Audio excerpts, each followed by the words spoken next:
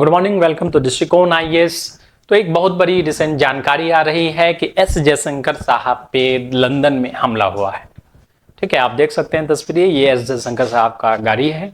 ठीक है, एस जयशंकर साहब को आप भली भांति परिचित है कि एक तरह से उनको प्रधानमंत्री जी की छाया भी कह सकते हैं और one of the most powerful जो पर्सन है भारत के उनमें से, और उन पे ये अटैक हुआ है। अटैक करने वाले कौन थे, तो पूरा जो है हम लोग इस वीडियो में जानेंगे क्या कारण है, और साथ में खालिस्तानी विद्रोह क्यों भारत में ये इस तरह से एक्टिविटीज हो रही है, इसका जड़ कहाँ है, कैसे खालिस्तानी विद्रोह का जन्म हुआ है।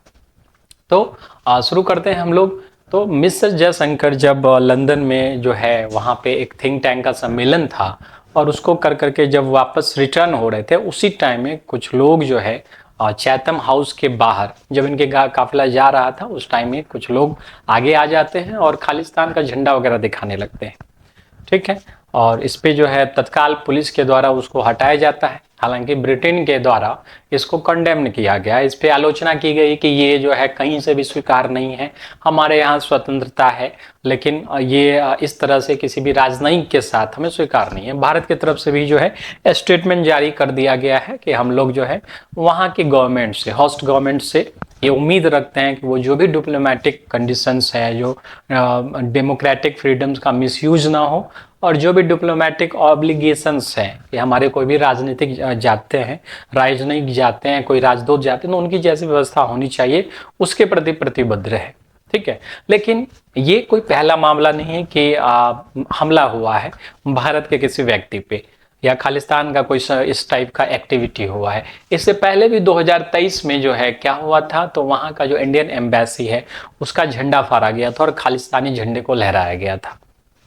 तो ये बहुत दुखद घटना है, और ये सब दो जगह आप देखिएगा कि बहुत ज़्यादा होता है। पहला कनाडा में और दूसरा ब्रिटेन में, क्योंकि खालिस्तानी आंदोलन का जो मेन जड़ है वो ब्रिटेन में ही है। दोनों के यहाँ जो है फ्रीडम है, फ्रीडम ऑफ स्पीच है, फ्रीडम ऑफ थॉट है, और इस फ्रीडम के नाम पे वहाँ पे जो है भारत विरोधी एक्टिविटी चलती है, भारत विरोधी आंदोलन चलता है। तो इसमें जानेंगे हम लोग खालिस्तानी आंदोलन का जन्म कैसे हुआ है। ठीक है, तो खालिस्तानी आंदोलन का जन्म जो है 1960 के बाद देखा गया। 1970 के दशक तक आते आते जो है ये आंदोलन हो चुका था। खालिस्तानी जो अलगाववाद का आंदोलन है, आप जानते ही हैं, इसका जो मेन डिमांड है क्या है कि हम जो भी सिख डोमिनेंट स्टेट्स हैं और भारत के अंदर सिख डोमिनेंस जो क्षेत्र हैं, उनको अलग करके एक नया देश बनाएंगे, और देश का भी नाम सोच लिया इन्होंने, खालिस्तान। इनके देश का नाम रहेगा खालिस्तान। अब हो सकता है ख्वाब में ही इनके देश का नाम खालिस्तान रहे। ठीक है, तो इनका जो प्रेजेंस है, जो सिख है उनका ब्रिटेन में जो प्रेजेंस देखा जा रहा है वो 19वीं सेंचुरी के जो मिड 19वीं सेंचुरी उसके बाद देखा जा रहा है, क्योंकि सेकेंड वर्ल्ड वार जब हुआ था और उसके बाद पार्टीशन हुआ तो काफ़ी सारे लोग होमलेस हो गए। ठीक है, पाकिस्तान में बहुत सारे लोग थे, सिख थे, जो बेघर हो गए, उनको हिंदुस्तान आना था। हिंदुस्तान के बहुत सारे लोग बेघर हो गए, उनको पाकिस्तान जाना था।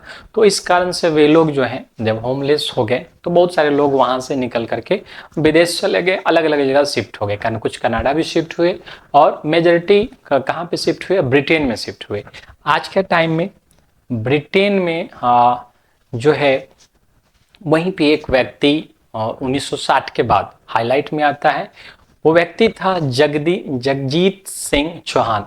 जगजीत सिंह चौहान 1970 के दशक में ब्रिटेन में जो है इस टाइप का आंदोलन, एक मूवमेंट करना शुरू किया कि हम क्या करने जा रहे हैं, खालिस्तान नाम का एक नया देश बनाएंगे। ठीक है, उसके लिए फंडिंग वगैरह इकट्ठा करना शुरू कर दिया। तो जगजीत सिंह जो चौहान है, जगजीत सिंह चौहान, ये कोई आम आदमी नहीं था, डेंटिस्ट था पेशे से, बाद में पॉलिटिशियन बन गया, और पंजाब में 1967 से 1969 तक जो है वहाँ का लेजिस्लेटिव असेंबली में रहा, एमएलए रहा।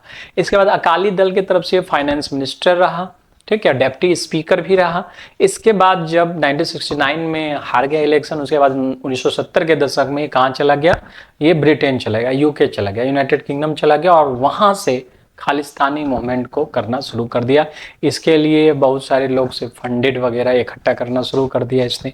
ठीक है, इसके बाद 1971 में ये आदमी जाता है पाकिस्तान, वहाँ एक आदमी से मिलता है जिसका नाम था याहिया खान। ठीक है, याहिया खान, और याहिया खान ने जो है पूरा सपोर्ट देने का जो है वादा किया कि हम भी जो है आपको खालिस्तान के का जो आंदोलन है उसमें सपोर्ट करेंगे।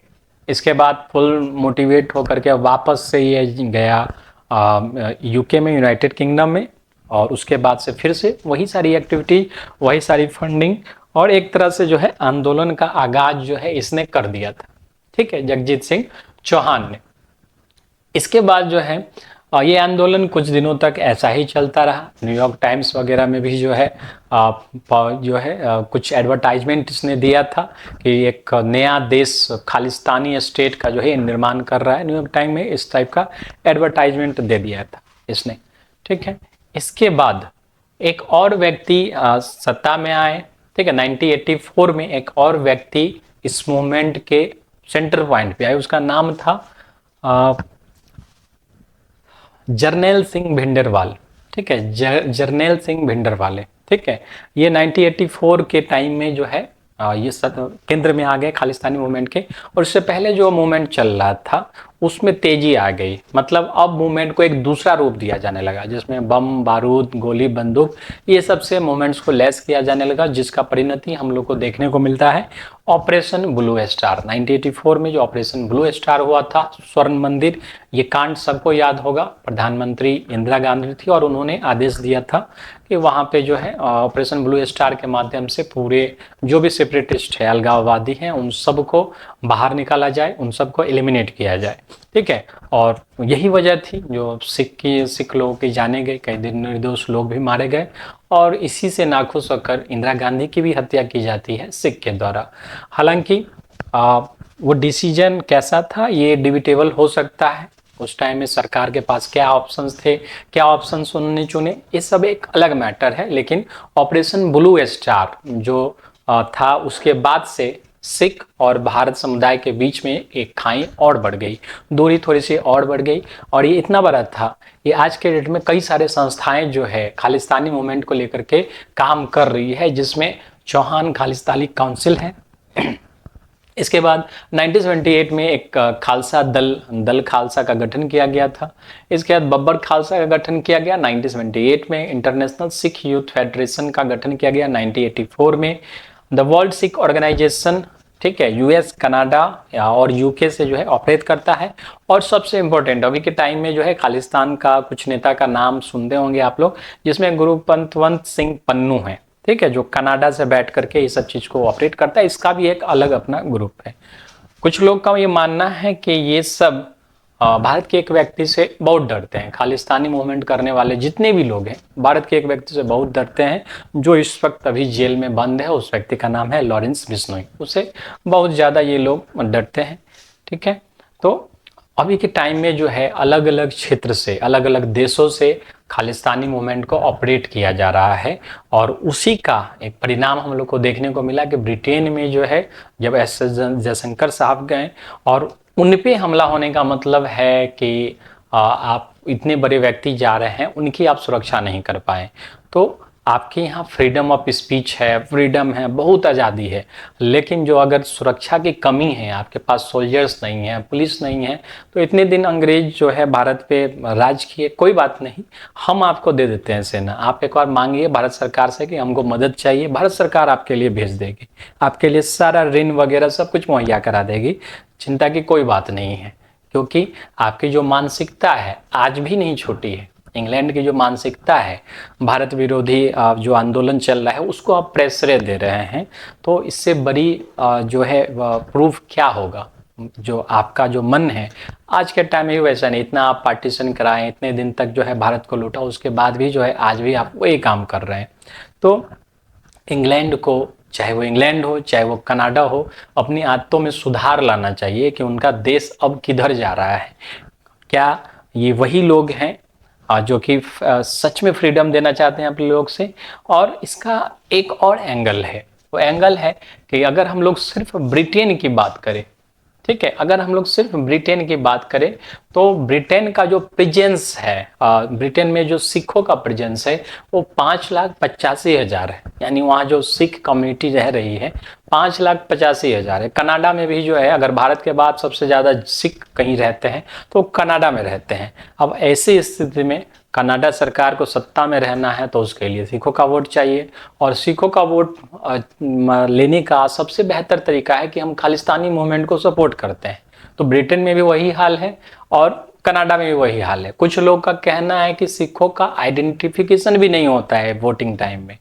और कुछ लोग जो है कई, एक पत्रिका में भी कुछ दिन पहले ये निकला हुआ था कि एक व्यक्ति जो कि ऑनलाइन रजिस्ट्रेशन किया वोट के लिए, वोट डालने के लिए, और अपना नाम जो है एंजेलिना रखा व्यक्ति, उसके बाद जाकर के वोट डाल के वो चले आया, उसका कोई भी आइडेंटिफिकेशन चेक वगैरह नहीं हुआ। तो इस तरह की भी घटनाएं होती है और इस तरह से वहाँ की सरकार जो है सत्ता में बनी रहती है। तो इंटरनेशनल कम्युनिटी को भी ये ध्यान में रखना चाहिए कि भारत आज के डेट में वो वाला भारत नहीं है, तो वो समझने की भूल ना करे।